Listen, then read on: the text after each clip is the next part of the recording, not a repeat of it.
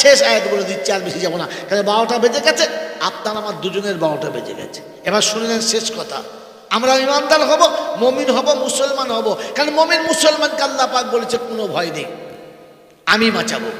তো আল্লাহ বাঁচাবে বলেছে ইমানদারদের জন্য। তো ইমানদারদের নমুনা আল্লাহ পাক ইমানদারদের ইমান আনতে বলেছেন। বলেন ইমানের মাপকাঠি কি?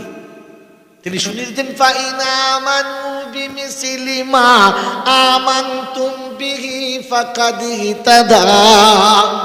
যদি তুমি ইমান এনে আমার কাছে হেদায়েতের ফয়সালা পেতে চাও, তাহলে ওদের মতো ইমান আনো যাদের ইমানে আমি হেদায়েতের ফয়সালা দিয়েছি।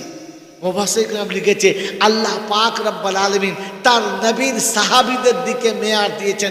নবীর সাহাবীরা ঈমান এনেছেন, আর ঈমান আনার পরে তারা তাদের মাকসাদ পর্যন্ত পৌঁছে গেছে। ঈমান আনলে সাহাবীদের মতো ঈমান আন। মেরে মোহতরম দোস্তর বুজুর্গ, একটু আগে শুনছিলেন না হয়তো উমরের ঈমানের কথা, উসমানের কথা।